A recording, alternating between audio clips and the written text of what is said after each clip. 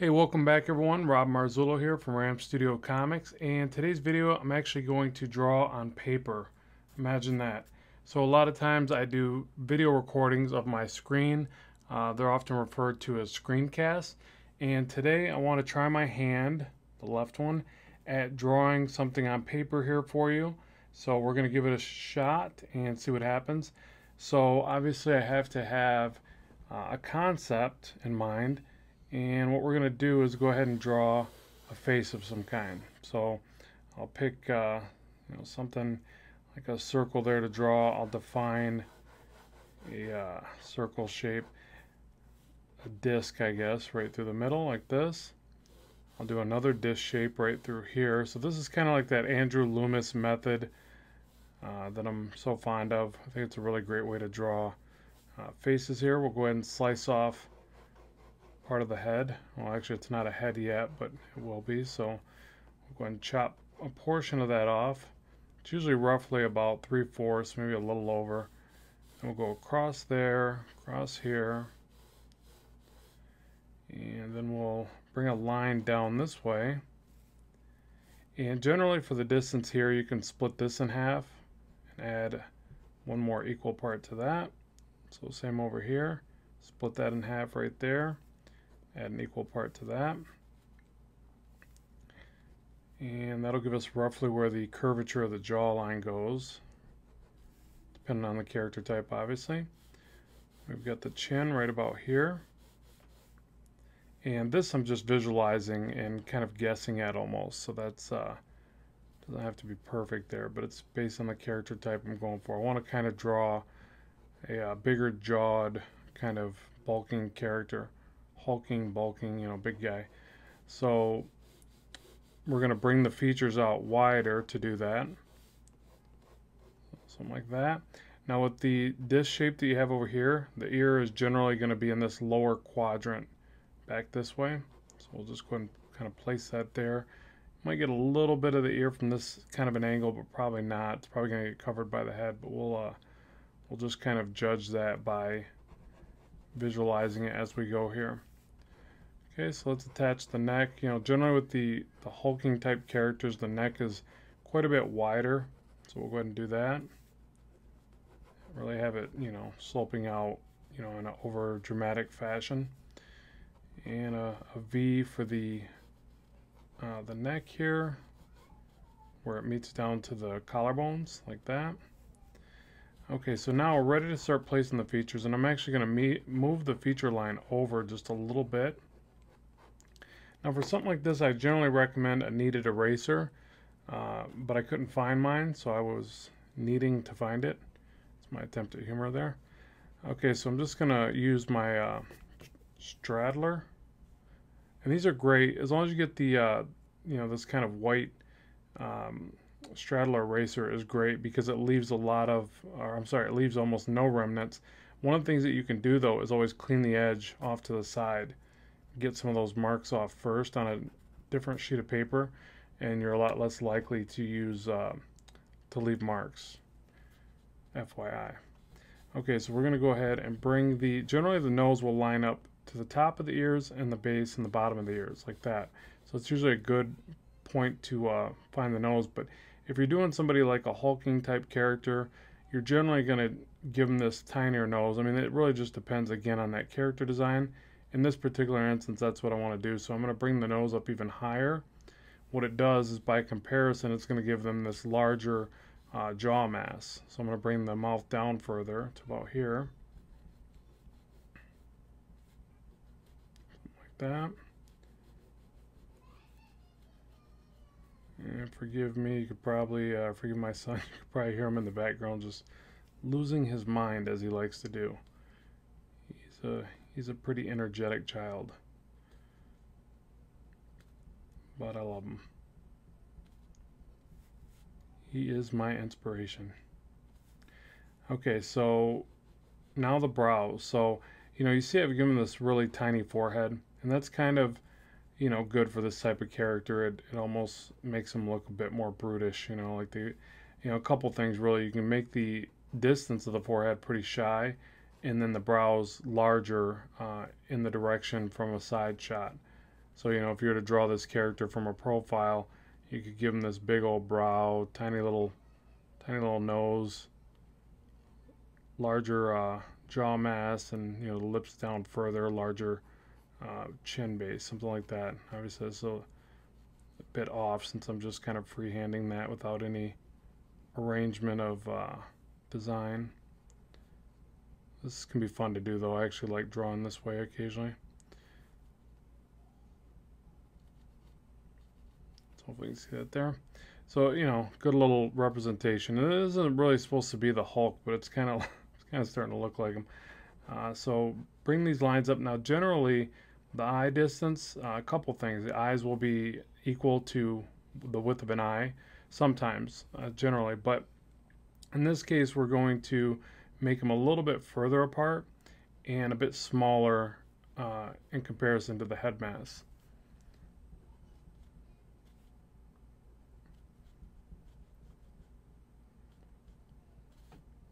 So, you know, by comparison, if you draw these eyes pretty tiny, you can generally make the character's head and the bulk of the facial masses appear larger.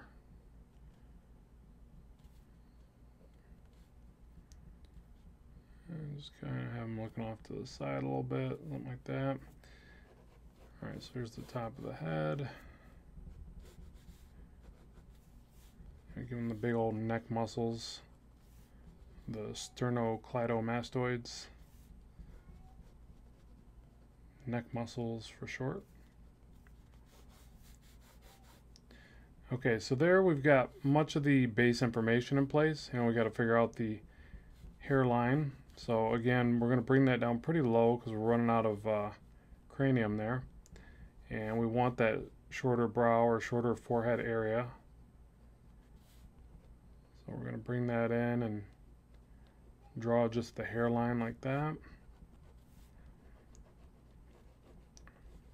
And we'll just give him some kind of little spiky front hair. That way it doesn't look too much like the Hulk. Because the Hulk would never spike up his hair. That just isn't his style. He wouldn't do it.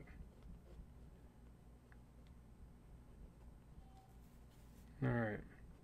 So forgive me if this video is a little strange by comparison to what I normally do. I'm out of my element since I'm so used to drawing digitally. This is like, I can count on a handful of times how many videos I've done in this way, and I finally just adjusted my setup. I had so many requests to do it this way, so this is just me trying to fulfill that request and draw on paper, because I feel bad sometimes that when I get comments, you know, it's like, all you do is digital, you know, we don't have digital, we'd love to see some traditional art. It just ends up being a lot easier for my setup. So hopefully we can do a bit of both for get everybody what they need. Okay, so there's our character, you know, wide jawed and everything. So now what I'm going to do is I'm going to pause the video and I am going to find my kneaded eraser. I need my kneaded eraser. And I'll soften up the lines here. We'll draw over top and refine this. So with that, let's move forward. Okay, so I found my kneaded eraser, and it just needs a little bit of loving. So basically with these, as they get dirty like that and you collect all kinds of stuff from pencil marks, inks, whatever, you just kind of smush them around like Play-Doh or plastic putty or whatever it is. But yeah, it's really kind of neat because you can clean these right up and they last for just tremendous amount of time. So I'll do that. I'll get it pretty cleaned up. So now what we want to do here is soften up the line work. So you just kind of flatten it out and just lightly glance over it. And this is a really great way to push back all that information. So, you know, with the channel here, I always talk about soft erasing the work down. So I do it in the same regard when working traditionally. I'll go ahead and keep that. I like that little face off to the side there. So good reference. So I'll push back certain things that I don't need anymore, like the construction lines, but I'll soften everything up because I just really don't want it to interfere with me cleaning up the work, basically. So hopefully you can still see that there. And then now By the way, this is probably an HB lead. I don't know the exact, and I don't see it marked on this particular pencil, but obviously a mechanical pencil. Same kind of eraser material, which I always look for. I don't like the red erasers always create marks when you go to use them. But I think it's a HB. I'll have to confirm that for you, and I'll leave comments in the description box below so that you guys can get the exact same type of lead if you're looking for that. So now what I tend to do here is obviously stylize it a lot more, get in here and finalize my line work, get some line weight going. The paper, by the way, is a Bristol board smooth. This feels like it's got a little bit of tooth to it. I generally use completely smooth Bristol board. It just has the best feel, and if I decide to ink it later, the ink really flows nicely on that particular type of board. And I have found a difference when I get a particular brand of Bristol board. Like Blue Line has some really great board for doing comics, and I've noticed that some of the brands I've bought from, like a Michaels or a art supply store or whatever, you got to be careful. Some of them, claim to be like a smooth, but they have a little bit different feel to them. They still won't be bad. They're still a lot better than using regular paper, but not all Bristol boards are created equal, I guess. That's what I would say there. Okay, so you see I'm kind of changing lines a little bit as I go, just kind of trying to figure out the design. I'm also trying to figure out how far I can tighten up on the artwork without blocking you guys visually. So this is going to be a bit of a learning curve for all of us. I need to figure out this setup again because I'm not so entirely used to it yet. But pretty excited about being able to make videos this way, so hopefully these will go over well. We'll see.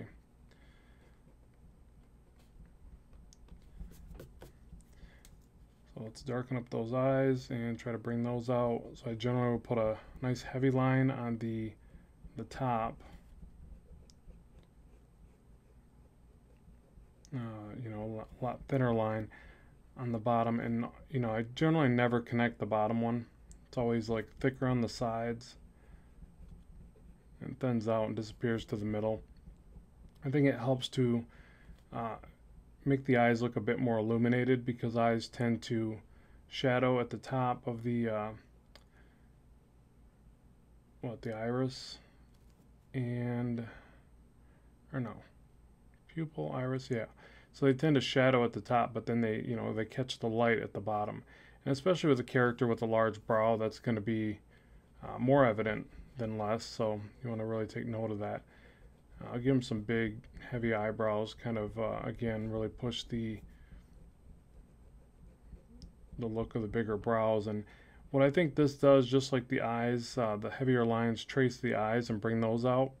Same thing with the brow. You can really stylize a character and give them these big, heavy eyebrows and really define the facial, marks of the forehead and the brows. So you can use these lines not only as the details, but as ways to really enhance the features and push the features around, I guess. Same thing to think about when doing your shading. Really not to that part yet, but probably shade a little bit into this character. But that's it's really a great way to push those forms around and stylize your work.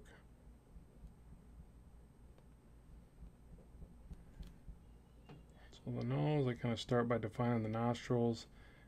I want to get a kind of the peak to the nose here and show that plane change on the bottom. So I'll generally draw that in with a separate series of lines across the base here.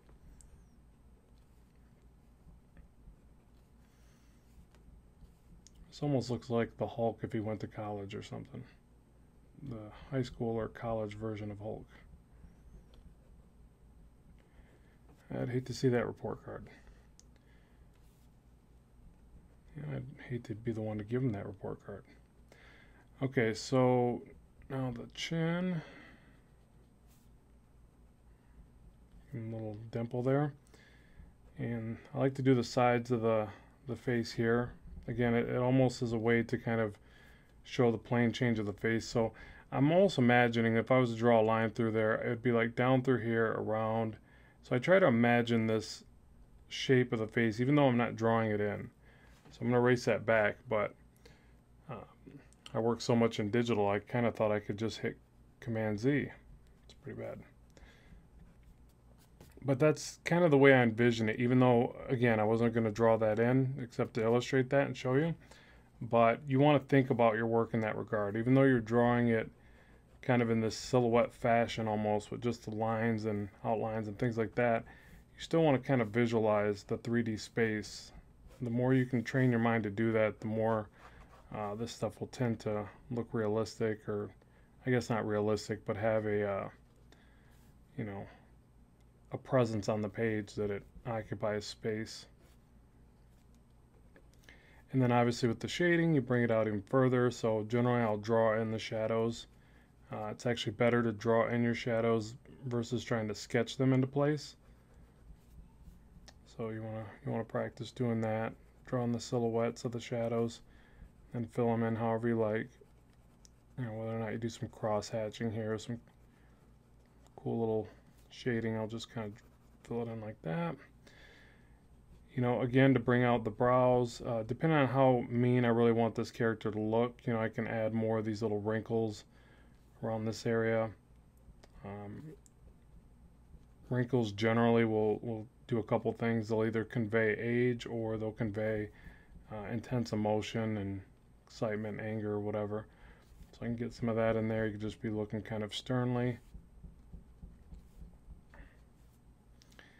And then I have to figure out, okay, do I want to see some, you know, some shadow under the nose? Bring that out a bit more. Do I want there to be some shadowing under the brow and the, you know, to kind of bring out those eyes? I would probably do that with the colorization, but if it was a darkly lit area, or, you know, dark area, less lit, I guess, then I would put in more shadows in these areas. So I would draw in, like, you know, a shadow through here, shadow through here. Then again with the light source on the hair to bring that out, I'd probably block in a few shapes here.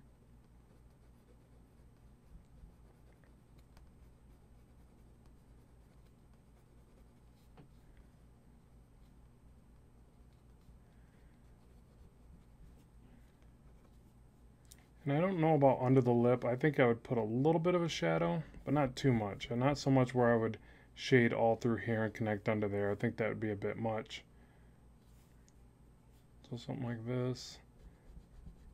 And then past that, I would get in here and just do a little bit of rendering lines. Probably a little bit of shading on this side of the hair too.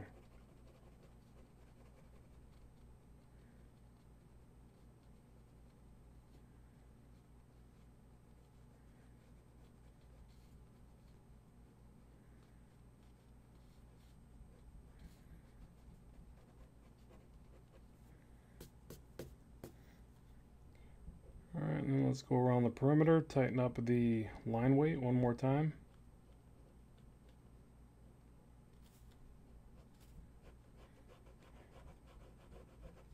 So a nice heavy line weight can really animate the feel of it. It can also really help to propel the image off the page. So I'm a big fan of line weight. It just really does a lot for the work.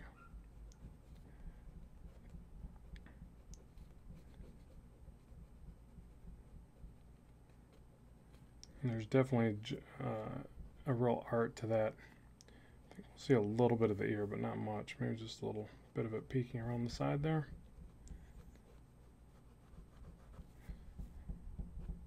So generally, line weight can be said to be heavier on the bottom of the objects and thinner where the light source is. Not always. Another good rule of thumb for line weight is if the object is just closer to the viewer, put a heftier line around it.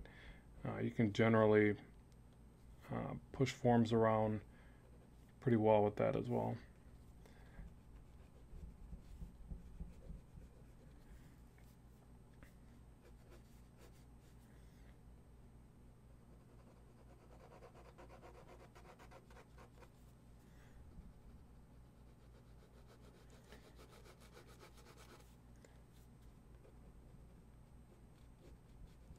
So there you have it. It's almost there. Generally I would even soft erase probably one more time and tighten it up one more level, more rendering lines, things like that. But it just depends on what I'm going for. But essentially that's how I would draw a character face like that. And hopefully this video has been fun and informative. I'd love to know what you think in the comments section below. If you'd like to see more videos of this nature where we do some camera work over top and film it in this regard.